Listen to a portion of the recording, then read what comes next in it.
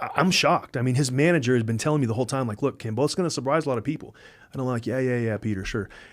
Not Peter like, Khan, not like that, but I mean, just kind of like, okay, I'm going to watch, but in the back of my mind, I'm like, the Teofimo Lopez I saw against Lomachenko, I don't know how Kambosos beats him. I have no idea. And I'm looking at some of the videos of Kambosos, looking at the videos of Teofimo leading up to the fight. And the one thing that I will say is Teofimo didn't have like rounds with top level opposition as much as people give him credit for, because he's got that power and he knocks people out quickly and he hurts them. But going into rounds 5, 6, 7, 8, 9, 10, that's the only thing I could look at and say Kambosos might be able to take advantage of if he gets out of the first 2 rounds. But whenever Teofimo came at him so hard in the first round, that really messed up his entire game plan. 1, 2, 3, 4.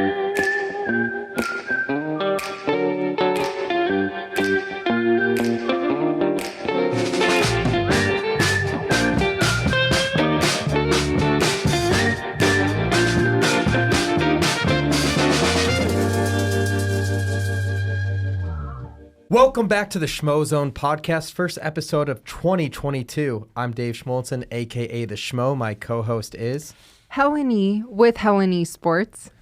And today's guest, he's a returning guest. He's BJ Flores. He's the head coach of Jake Paul. He's the 1997 light heavyweight Gold Gloves winner.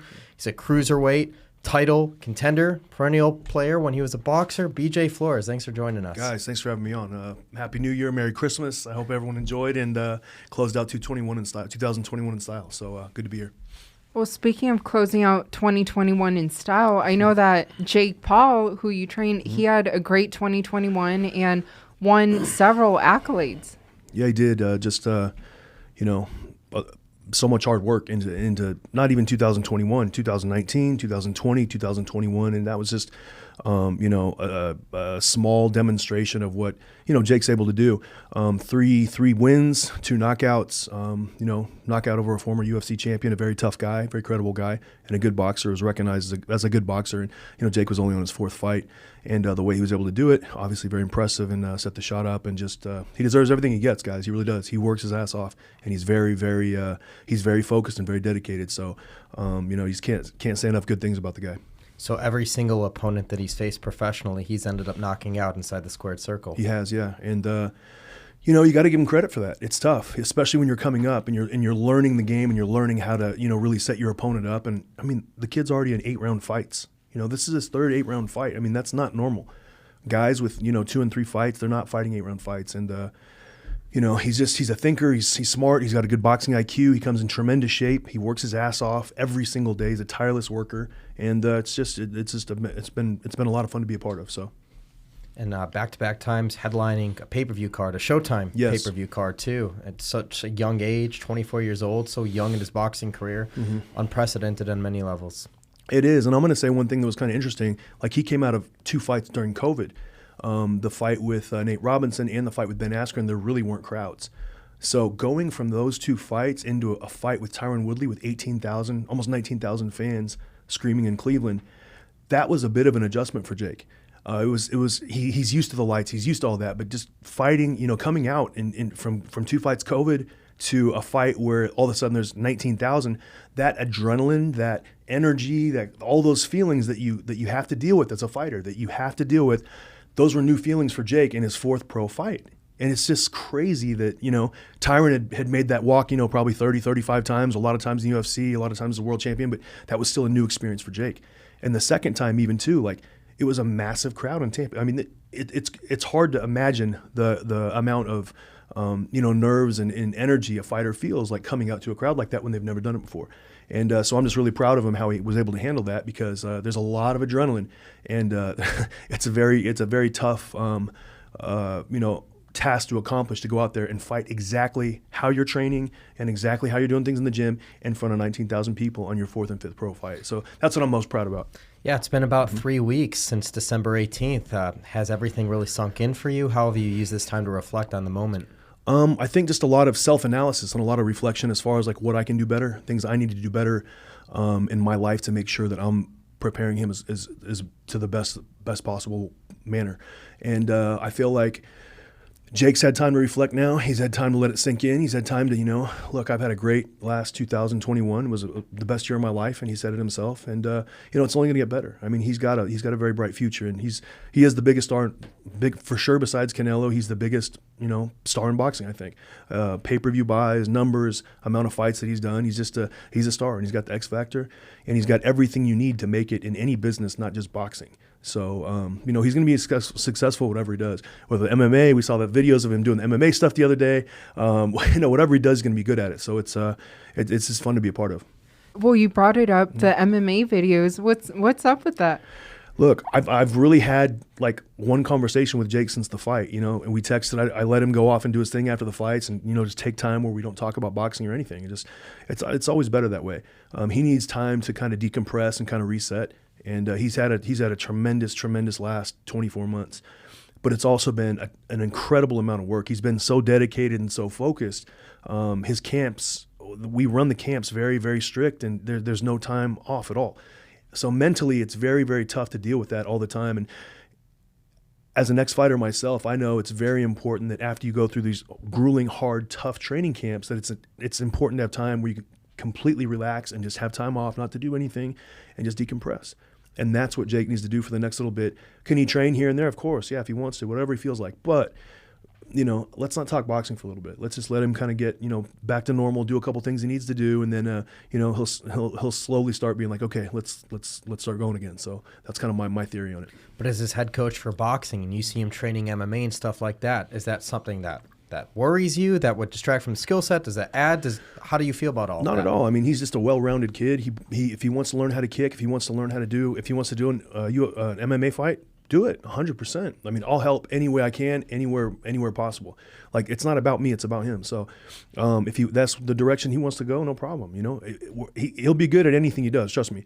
But he's just got such a bright future in boxing, and that's gonna manifest itself in the next in the next 18 months. The next 18 months is going to be a lot bigger than this last 24 months, because he's just really settling in well with some stuff and really getting more comfortable in the ring. And, it's all going to show in the next, 2022. So not worried at all, though. No, whatever he wants to do, he can do. He's his own man. So, but it's safe to say too, for this time, it's probably more time off that has elapsed since this most previous fight than any of the fights, since the Ben Askren fight, the first Tyron Woodley fight. So this is a legit break that he's going to have. Yeah. But it's probably the most legit, unlegit time in terms of not having a clear-cut opponent for who's next for him as well, too. There's a lot of things that got to get figured out, and I think he's going to, you guys are going to use this time to figure out what's the best move moving forward. Definitely a lot of factors, and that's, his manager's job, Nikisa. He's going to always come up with a great game plan as far as who Jake should fight, and then, we'll kind of talk about it, and we'll see who makes the most sense, and who's the best opportunity and the best opponent that brings us the most exposure. And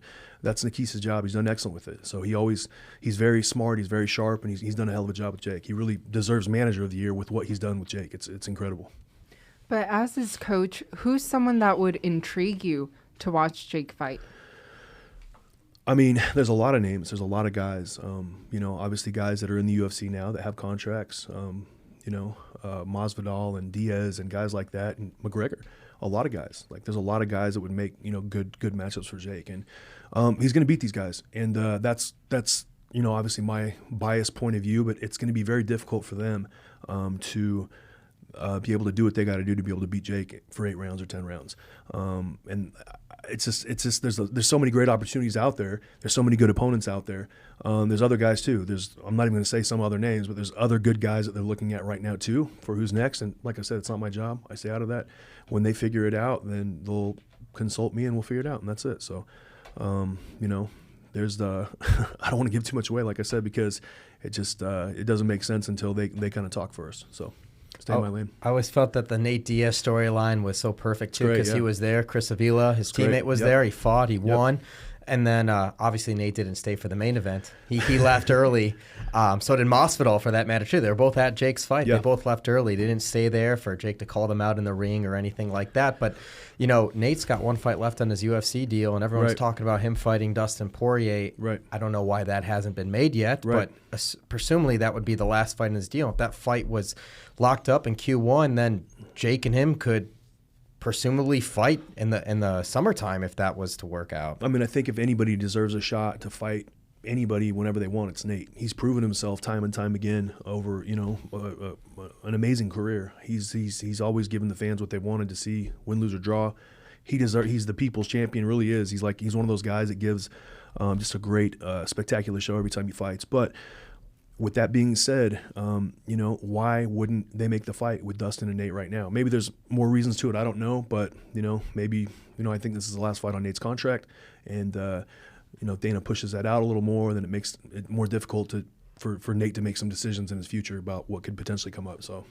My theory then too is like if Nate does not get booked in the next month or 2 months, like maybe they're just holding out for that trilogy fight with Conor McGregor over the summer after his leg completely heals, and that's the fight, because if he's got one fight left in his contract, you don't want to miss the opportunity to have the trilogy fight with McGregor. Maybe they're holding out for that. And if that's what Nate wants, that's what he should get. He Right. deserves it. He's paid his dues. If that's what he wants to do, God bless him. It really is. So, and there's other options, not just Nate, but it's one of those situations where you got a guy who's on the back end of his career now who kind of deserves what he gets, and he should be allowed to decide what he wants to do and who he wants to fight, and that's he's deserved it. Or he's earned it. I want to go back to the fight. I want to go back to the moment that Tyron Woodley's elbow connected with Jake's forehead. I presume that's probably the most adversity he's had to face maybe throughout anything in his career, whether it's sparring or obviously live action moment. Obviously, Jacob, your cut man, his cut man, did an excellent job sealing that thing up. But like when that moment happened, take us back. What was going through your mind, and how did you settle the nerves and everything and tackle forward and get the job done? The cut man was actually Bob from right here in Las Vegas. So he did an excellent job stopping the cut. Yeah, Jacob was in the corner with me also, but Bob did a hell of a job. He got in there and got it to stop. And Jake's a warrior. Jake's not worried about that. But obviously, with all things taken into consideration, with the cut, with the crowd, with Tyron fighting a little differently and coming in and making it awkward and more holding on the inside and clinching and a lot of infighting. That was Tyron's that was his game plan, to come in and fight like that, to take away Jake's ability to stay on the outside and hit him from will like he was able to do in the first fight. So give Tyron a little credit for making some adjustments and coming out and fighting better in the second fight. It's just one of those situations where Jake got back to the corner and he was pretty calm. He was sitting there in the corner taking his deep breaths like we always do when he comes back. I'm like, look, don't worry about the cut. The cut's not going to be a factor. Don't worry about it. But what I need you to do is I need you to start taunting and feinting him and pulling his hands away from his face because he's reaching every time. And Jake just listens very well, and he just goes out there and does it. And the first 3 or 4 or 5 rounds is a little complicated. Tyron put up a great fight, and he was coming forward hard, and it's very tough with a physical, strong wrestler like Tyron to go in there and wrestle with him and punch on the ends. It's very, very difficult. And we weren't able to we weren't able to get into our groove until later in the fight, but Jake was constantly setting up that shot with the taunts and the feints to get him to pull his hands away. And Tyron was keeping his hands up really high, so it made it difficult. Even when Jake would taunt and feint, he would still keep his hands up, but over time, over 3, 4, 5, 6 rounds, he started making mistakes, and that's where we caught him. So we were constantly the entire time in camp talking about that and setting him up like that. Obviously, we didn't want the first 6 rounds to be close or competitive. They were closer than I like, but Jake was constantly setting up that shot, and that was the one the shot that ended the fight, and it was a beauty. Yeah, I had Tyron up until the moment, even up on the scorecards. But credit to Jake and the patience that he displayed to get that, to obviously to fake to the body, to get those feints and everything, to drive that left hand down, and then to that right hand put the lights out like it's done so many times beforehand. The judges had it 4 rounds to 1 for Jake and 3-2 for Jake.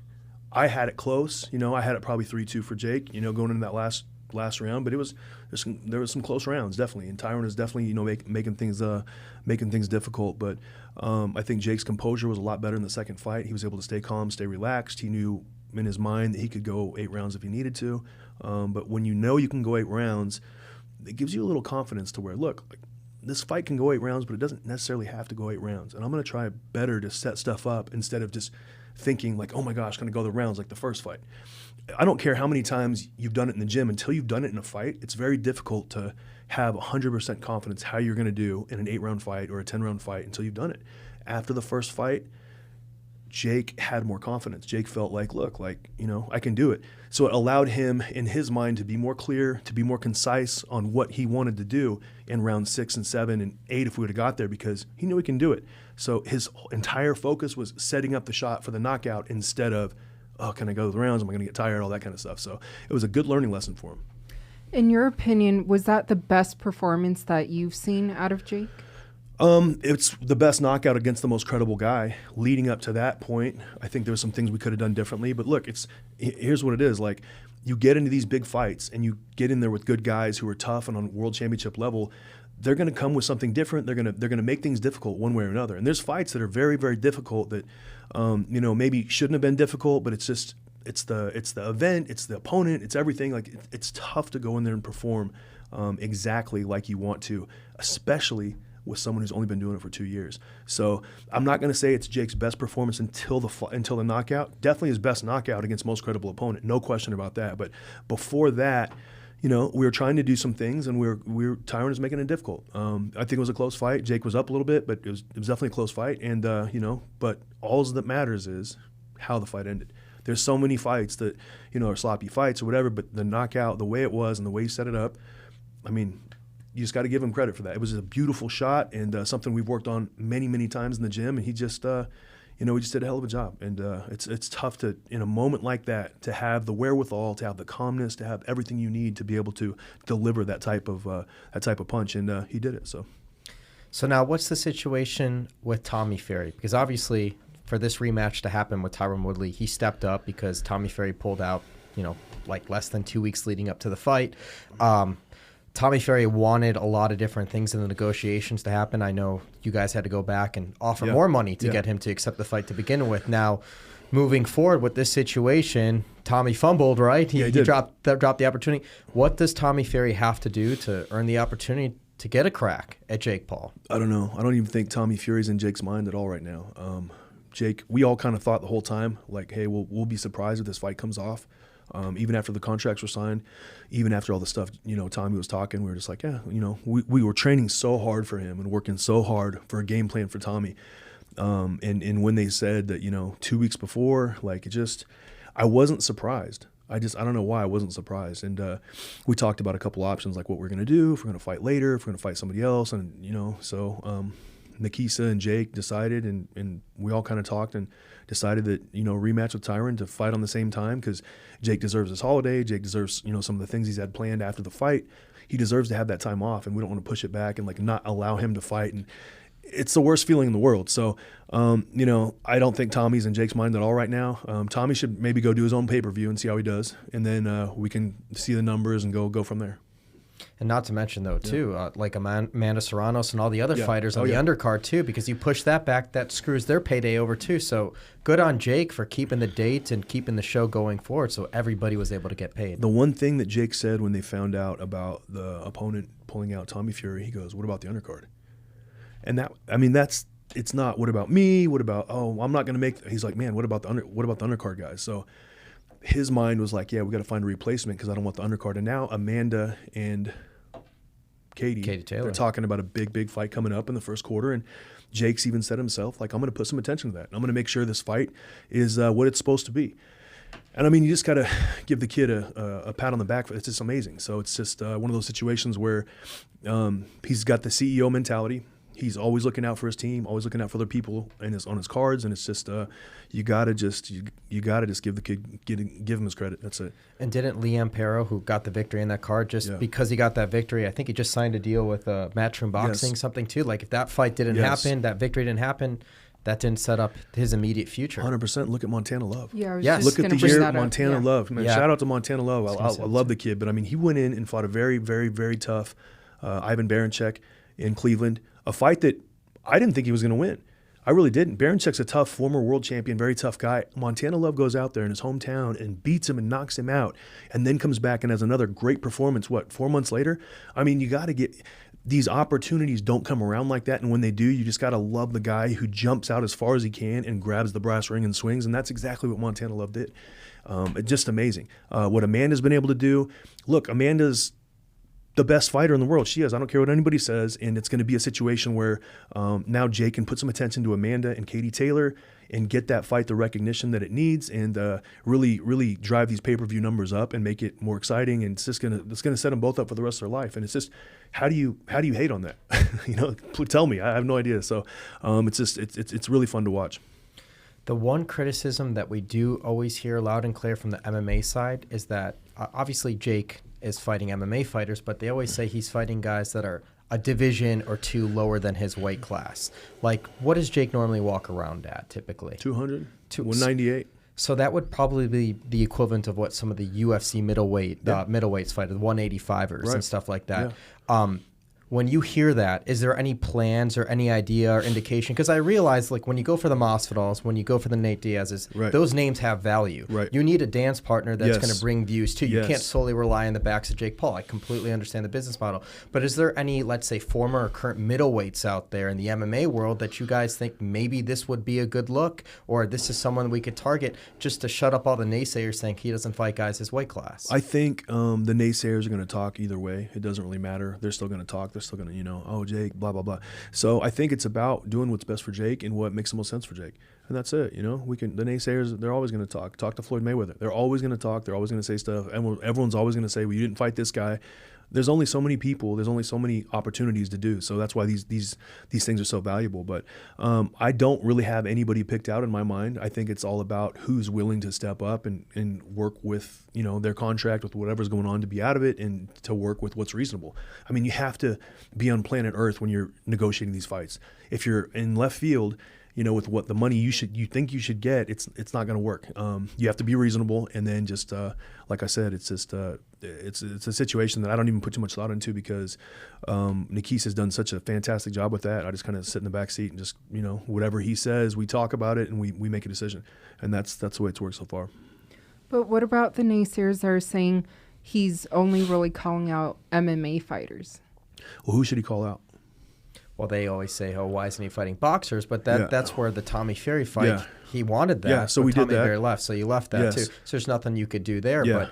But, I always look at things from all sides of the argument too. And that's why what my last question too was the business side of it too. Like, okay, you call out a boxer, but who's going to bring the value at the table at this early stage of their career? Because he's not going to, it doesn't make sense to fight Canelo right now. Doesn't make sense to fight a Caleb Plant right now. He's got a lot to prove to get to that level. So what boxer is going to prove it at the box office and record-wise, notoriety-wise, to drive pay-per-view, especially a guy who's just headlined 2 pay-per-view fights? Yeah, I mean, if someone can show me someone who's went out there and sold the amount of pay-per-views that Jake did this year, and someone is in a situation where they're like, they sold as many pay-per-views as Jake, then we'll talk to him. It doesn't matter what it is. You know what I mean? But Jake also deserves the opportunity to, continue to develop his skill set, to continue to work. I mean, Canelo, when he was 5-0, who was he fighting? Who was he fighting? Terence Crawford too. Terence Crawford was 5-0. Who were they fighting? So it's just you gotta make it apples to apples instead of apples to oranges. You can't say, look, this guy's a world champion. He's got 55, 58 fights. Terence Crawford's got 36 fights and so many knockouts. And there's a way they got there. And Jake is already on the fast track a lot, but there's still some steps we're working on our way up. And he's. I mean, there's nothing I would change about how everything's gone. It's been spectacular. So the way his career's been mapped out through his manager has been fantastic. Jake is a warrior. He'll fight anybody. He really doesn't care. So it's really the manager's job to talk, to bring him the best opportunity, because Jake doesn't care who he fights. He'll fight any of them. He really would. So that's the confidence that I like in him. But it's there's more to it. There's a business side too. So in the post-fight press conference, he mentioned he'd most likely return in the summertime. Yeah, we'll see how he feels. That's a conversation that him and his manager will have as far as like what makes the most sense and what they want to do. And like I said, I'm along for the ride on that one. If they ask me my input, I'll give it, and if not, then let them make that decision. And we just Jake, it's got to be a timing thing, and it's got to be a feel thing. He's been going 2 years straight, and it's been very, very intense, and he doesn't perform as well as he did unless he was going as hard as he did for so long. So mentally he needs a break. If that's 60 days, that's 90 days, that's 120 days, whatever that is, that's what we'll do. It doesn't matter. Every time we have people come on the podcast and we talk about Jake Paul, I always go back to 2 weeks before the Nate Robinson fight when you brought Helen and I into Bones Adams Prince Ranch Boxing Gym. and Jake's doing the work, closed doors. And we've been to that gym a few different times, watched Caleb Plant, Devin Haney there before. And the one thing that really stood out to us, just from just watching him grow was just his hand speed. Yeah. And just the adaptation he is and willingness to learn and how hard he was working. And then obviously, 10 days later, he knocks out Nate Robinson, and he's been on this crazy ascension to where he's at now, to getting Sports Illustrated's Knockout of the Year, ESPN Ringside's Knockout of the Year, and being one of the top 10 most Google searched athletes of 2021. When you look at the ascension and the journey right here, like, do you ever be like, pinch yourself, how the hell am I here and how did we get here? Do you ever have those moments? No, because and I've always had 100% confidence and faith in Jake. If he really dedicated himself like which he has, and he made the changes in his life, which he did, that he would be a star. I mean, you can't teach the kind of star potential that he has. You can't teach it. It doesn't matter how good you are of a boxer. Like, he's just a star, period. And he's going to be a star in whatever he does, and that's it. And so I'm not surprised at all. I told him after the Gibb fight, I was like, you have no idea how far you're going to go. And kind of almost not brainwashed him, but told him, like, look, you're going to go. This is going to be you next year, and this is going to be you next year. I'm telling you, you have big things coming up. Trust me. We're gonna make sure this happens, and I'm not surprised at all. I am. I just it's fun to actually see it go through how it's went through, but the sky's the limit. It really is. Like, there's a lot more to come too. This kid's very talented. So I just feel like it's gonna go a lot further, and this is only the tip of the iceberg, just getting started. You also can't teach his motivation and his work ethic. Nope, you sure can't, and that's the thing that. Our motto in the camp has been, we won't be outworked. Hard work will never betray you. Champions are built in the dark. Those are the kind of sayings that we pride ourselves on. Anyone, anytime, any place, he really will. It doesn't matter who pulls up the gym. We will find out. We'll go. So he's just on that, fear nobody, work tirelessly the entire time. That's his mindset, and that's kind of his vibe right now, where he just will outwork anybody, and it doesn't hurt when he's physically very strong and very fast, and he trains his ass off, and he's got that mentality where he will go into the ring or wherever with anybody. He doesn't care. So it's a good confidence, and it's fun to watch. His brother Logan obviously comes around, and he's there. Yeah. Especially, I saw him there, and part of the team, those key moments and everything like that. What sense do you have from Logan that he wants to get back into boxing? Because obviously, he had a huge, exhibition match with Floyd Mayweather. He'd been linked to a fight with Mike Tyson, which doesn't seem like it's happening. Yeah. Do you sense that Logan has more motivation to continue his boxing career? I have no idea. I can't really speak on Logan, but all I could say is he's just been a great influence for Jake in camp and supports Jake. And it's always, it's Jake's older brother. You always have kind of a weird look-up-to relationship with your older brother. So I think Jake is always Jake kind of lights up a little bit when Logan's around. So I like having Logan around when he comes to training sessions, when he comes to watch sparring. It's been really cool. I got an older brother too that I always kind of looked up to, and has always kind of got me started in a lot of things. So it's just I understand the relationship and the dynamics of it, and they're the same distance apart as me and my older brother are too. And it's just like it's been great. Like, Logan has just been, he's very positive. He's very sharp. He's smart. He knows what's going on. And I think he appreciates the work that his little brothers put in. And, I think, Logan got the best Christmas present ever whenever Jake was getting the nomination for all these different knockouts and everything. And he's very happy for him. There's no jealousy. And it's just, it's exactly how a relationship should be. Crazy to see these two brothers come in here in the past couple of years and just take over the fight game. They work, man. They work. Logan works too. Jake works. They come from that, that Midwest mentality. You're not gonna outwork us. We work hard, and they just really, really, really just, they're tough kids. They really are. So you give a guy with that much, mental toughness, that much physical ability, and that much opportunity, and that much of a following. You combine all those things, and it's going to be something special. And that's what Jake's journey has been over the last 2 years. Well, earlier you mentioned about Tommy Fury and obviously Tyson Fury. A few days ago, he tweeted something about Francis Ngannou, because Francis has his title fight coming up, but he has called out Deontay and Tyson in the past.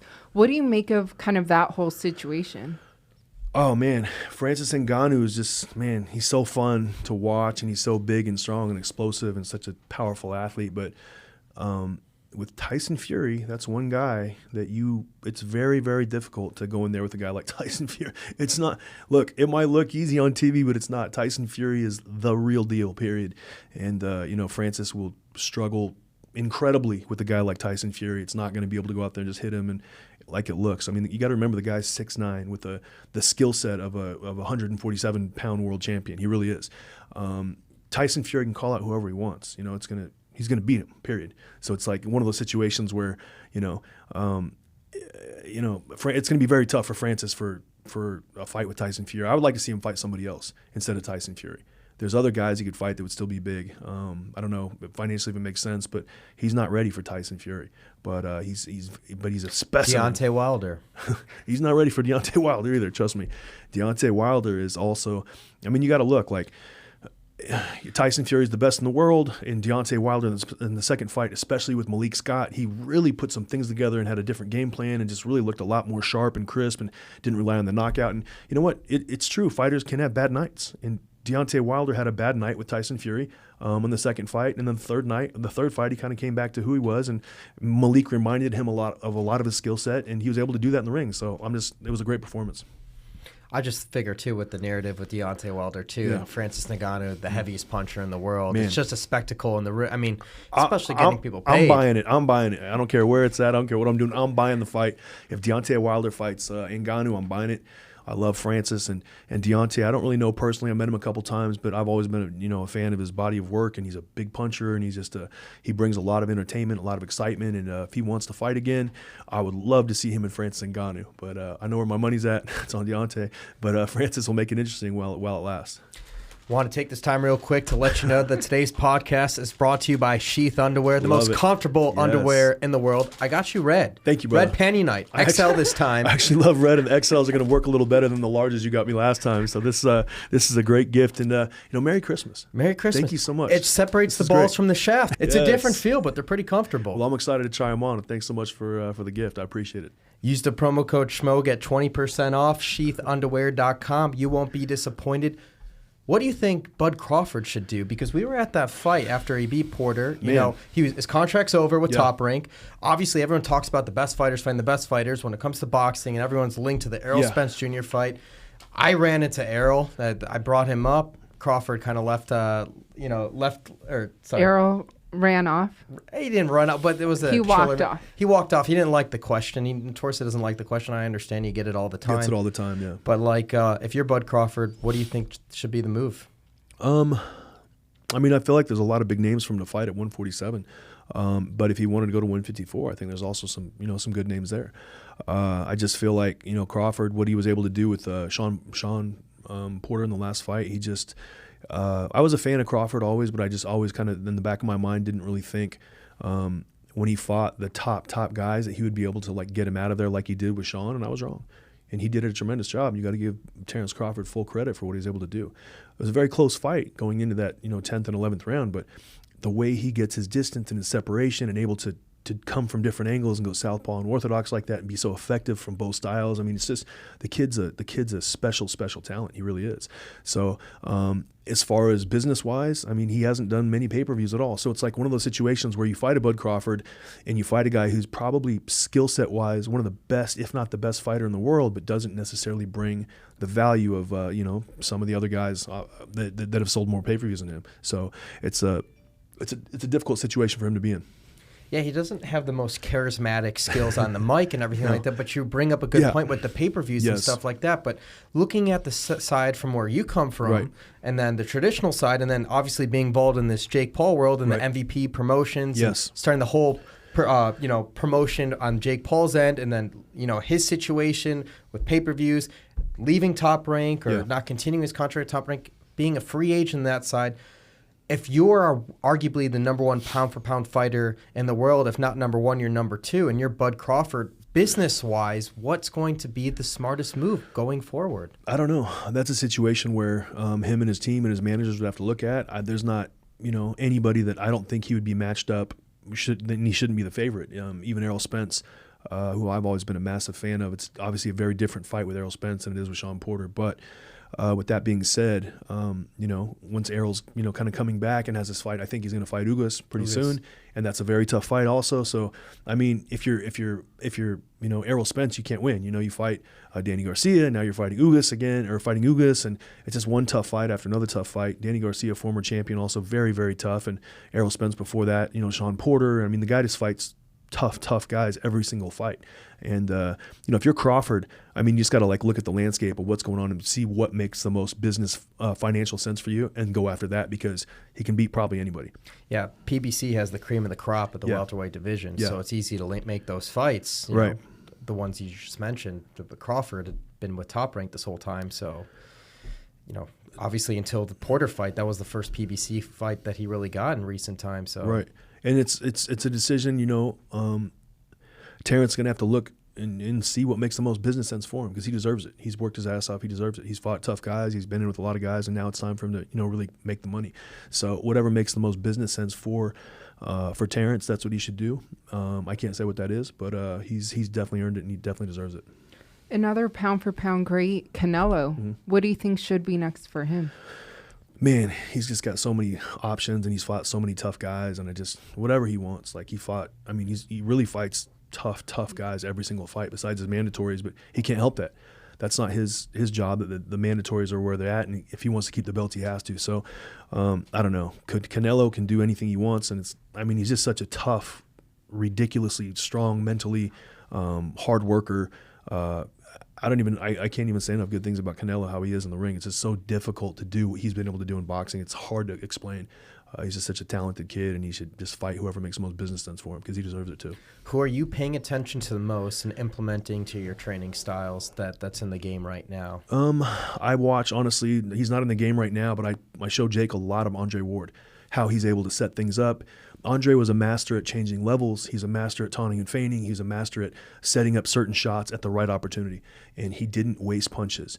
And that's kind of what I like to style, Jake style off. I like to follow Andre Ward style with his efficiency, his work rate, his pace, how he sets things up with the taunts and the feints, and how he attacks head, body all the time, and makes his opponent really at all times defend the entire playing field.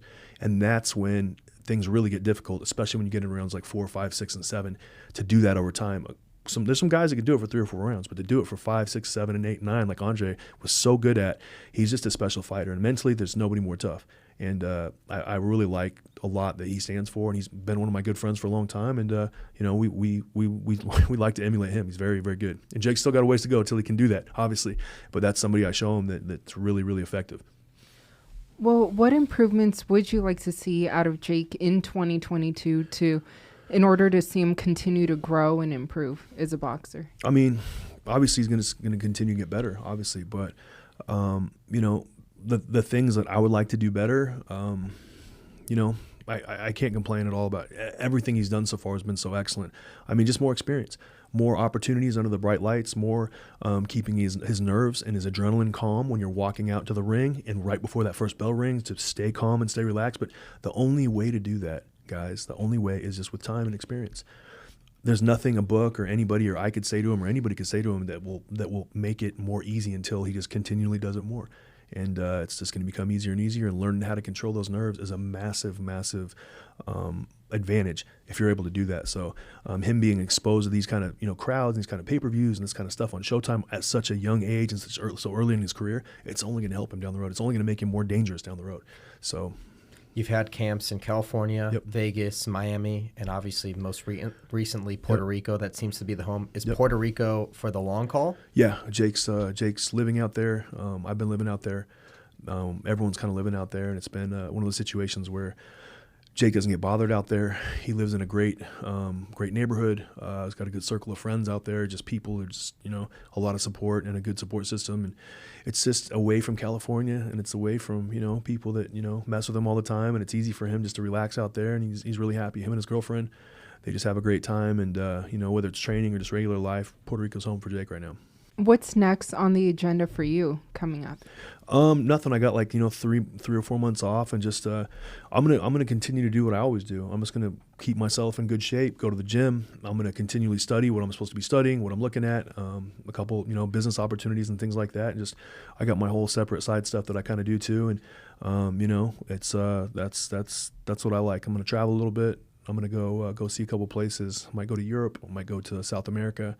I really enjoy traveling, so it's that's kind of like my place. If I can travel, it's like it's easy for me to recharge and refocus whenever I'm traveling at a nice place that I enjoy. So a little bit of traveling, continually working out, staying sharp, and just being ready for whatever happens next.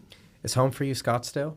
Phoenix? Well, I have a house out there, but home is still kind of Puerto Rico right now. I consider where I'm from kind of Arizona, Scottsdale, Arizona, Phoenix area, and but when I'm off, like right now, when I'm taking time off, I'll be in Vegas for a couple more days. I'll be back in Scottsdale a little bit, but then I'm going to start traveling. I have a place in Miami that I go back and forth to too. So it's just, and then that's close to Puerto Rico, so it's kind of easy. And I just kind of like to travel when I'm off. So For sure. I don't know if I answered the question at all. Yeah, circled around that one. So What are you doing in Vegas? just visiting some friends. Had a couple business meetings, stuff I'm working on for the next quarter and for the next couple years, and just I lived in Vegas for 10 years, so I got a lot of very important people in my life that live out here, and it's good to see them and touch up with them after I haven't been able to for almost 12 months. So it's nice to come out and hang out, go see some shows, go to some nice dinners, and then go home and go to sleep. Nothing too crazy. It's just fun to be out here with all the entertainment, like all the Cirque du Soleil shows, all the good restaurants, and just connect with some friends, and that's it. A lot has changed though in Vegas Oh yeah. and Allegiant Stadium. Yeah, I haven't been to the Allegiant Stadium yet, but there is a big game tomorrow that I will be attending, the Raiders-Chargers game, yeah. and I'm Nice. all over the Raiders for that. We need this to win. We need to get this win and go to the playoffs, and I just feel like, with Derek Carr back there and a couple other weapons we got, I feel like we're going to be able to get the job done. So. Oh, I just have to give a huge shout out and congratulations to the Fantasy Football League champion, Oh, wow. David. David, nice. About damn time. Right? It's all my college friends. It's 14 teams, so it's deep. Paid your dues. Yeah, and He's fun- like screaming every Sunday. Yeah. And I'm like, okay. But also, I'll- I do a survivor pool. Like, I'm going to take a walk. No, I do a survival pool. There's like 60 people in there. Where based off of the odds of that team winning the Super Bowl, you Right. can only pick X amount of teams. So I Right. picked my 4 winners for this year. Nice. I'm in first place. The Nice. 4 teams I picked for the winners this year, 2 NFC and then 2 AFC. I took the Packers and the Rams. They've been on fire all year. 1 and 2, I think, right there. Yeah. And then the AFC, the Titans and the Chiefs. Oh, man. Jeez, doesn't get any better than that, does Doesn't it? get any better than that. The Chiefs scared you a little bit mid-season, I bet, but then they Yeah. got back on track. Their defense really tightened up. The Titans able to do what they've been able to do without Derrick Henry. Yeah. It's a good football team. Yeah. It's not just a team that's one-dimensional with Derrick Henry. I mean, that's they still won games when he wasn't in. And what do you say about Matthew Stafford and the Rams? I mean, they've been on fire. They've been very good. And your other NFC, the Packers, Aaron Rodgers. I mean, he couldn't have had a better year. This guy just wins and covers the spread every single week. It's just incredible, like what he's able to do. I mean, it's not even close. Just bet on the Packers game. Put your sunglasses on and just get ready for a bright future. And it's so crazy, though, They look too. good right now. They look amazing. They The look good. first game of the season, I think they played New Orleans Yeah. and Jacksonville Yes. because there's some sort of situation where they couldn't play the home game, New Right. Orleans, back at home in their home stadium. Right. They got clobbered, the Packers. New Orleans took them to it. It was like 28-3, some crazy score like that. And ever since then, they've just been on a roll. I think it was one of those games where they were just surprised. I think who was quarterbacking for the New Orleans man? Was it Winston? Winston, James Winston. And he's one of those guys, if he gets hot, it can be difficult. If you get a lead and then you're up 14-0, then 17-0, then 21-0, whatever it was, and then it forces Aaron Rodgers to pass every time. The defensive line, they pin their ears back, and it makes it tough. So I don't know what happened that game, but the Packers have recovered very nicely, and you got to look for them in the playoffs. They're a real contender for this year's Super Bowl. I know Tom Brady's the fucking GOAT, but man, oh man, distractions after distractions with the AB leaving the team now too, and all this stuff that he has to go through, and they're still always right there in the thick of things. Who can not pick a Tampa Bay Buccaneers team that's coming in off a week rest or off a bye or something like that? I mean, it's just, you can't do it. I mean, Tom's got too much experience. The defense is playing too good. The defensive line that can stop a run, and then just a good secondary. Tampa's got so many weapons, and maybe this opens up Mike Evans more. Maybe this opens up more, some of the second and the third Godwin. receiver. Chris Godwin. Mike Evans was, the dominant receiver. I mean, I think he went from whenever Antonio Brown came in to the lineup for the final 8 games or whatever it was last year, I mean, Mike Evans was his catches per game went down a lot whenever Antonio Brown got in there, but they were very good before Antonio got there. So I feel like this might be an opportunity for Mike Evans to, get more balls. He probably should have got more balls, and now he's going to be finally getting those. And Chris Godwin's also an excellent number 2 receiver, and it's just going to. I don't think the receiving coach or the offensive coordinator is worried at all without Antonio Brown being in there. It's going to be probably better, and Evans and Godwin are just 2 tremendous talents. So give us your official Super Bowl prediction. Oh, man. Don't put me on like that. I'm going to say mine right No after pressure. yours. From the NFC, I mean, the one team we're kind of sleeping on that we haven't mentioned on, too, is the Cardinals. If they can get healthy a little bit, I think they're going to come in and surprise some people. AFC. I love Kyler Murray. Yeah, he's just such a talent. And when they're healthy, I mean, these guys are this is the dangerous crew when they're healthy. When the defense is playing, they're really, really good. I don't know. AFC. Oh, man. I don't know. Let's see. I mean, I think the Patriots are going to slip in there somehow. I mean, they're playing such good defense. They stop the run. I love the Patriots. I'm going to take the Patriots on the AFC. And the NFC, I'm going to take the Packers. And I think that'd be a hell of a matchup. And it's going to be interesting. I think we're 1 year too early for Mac Jones. Mac Jones and the Patriots. Yeah. I think next year might be the Patriots here to get back to the Super Bowl. But I got to go with those 4 teams. I'm going to go Packers, Titans. Packers, Titans. Yeah, Titans. That's interesting. And if it's one of those situations too where if you're playing the Titans and you just put 8 guys in the box and say you're not going to beat us on the run, the only way you're going to beat us is on the pass. If the Titans, if somebody can match up with them good enough to be able to get those guys in the box to be able to stop the run game, it's a great game plan, but it just hasn't worked out so far for anybody.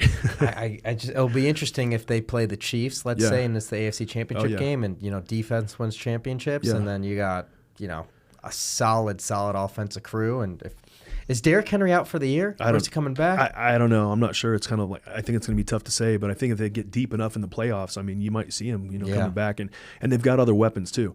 So it's just one of those situations where it's going to be interesting to watch. And I had the Titans when they played the Chiefs 2 years ago, 2019 for the playoffs going in. The Titans go up like 14 or 17-0. I'm like, I got this game, no problem. Not only did they lose the game they lost by 12. I didn't even win my spread. I mean, I had them. I teased them. I think there was like a +4 or +5. I teased them to like +12 or 13. They lost by 14, and they were up 17-0. So the Chiefs, you can never count out at any point. They've burned me a lot of times, so I just stopped betting against or on the Chiefs. But I remember that game 2 years ago with the Titans Chiefs. I think that'd be a great matchup and a rematch from an AFC Championship battle from 2 years ago. We're heading to San Jose tomorrow morning. Nice. The Schmo's hosting an event at this Casino Matrix for football tomorrow, so I'm so excited to do all that. I'm going to be in the Cosmos Sportbook all day tomorrow. I got my couch all set up and everything. So we go right in from that. We got a big Sunday night matchup with the Chargers and the Raiders right into the national championship game on Monday. Got my couch reserved and everything, and I'm ready to go. I mean, what happens in this game on Monday, guys? I don't know. I can't wait to watch. So some of my buddies that I watched Clemson, Alabama with 5 years ago, we all took Clemson. Clemson was like +6. We all took Clemson +6 and all took Clemson money line. We won. They beat Alabama. Now we got a game tomorrow. I got some of those same buddies that were on the couch. They're all going to be here tomorrow. We're going to watch the national championship game on Monday, and hopefully we win. It's a good time. Sounds like a great weekend. Yeah, I'm excited. Yeah, so I just made my flight. Instead of leaving Monday, it's leaving Tuesday. I need my couch, and I need to be a part of this national championship game.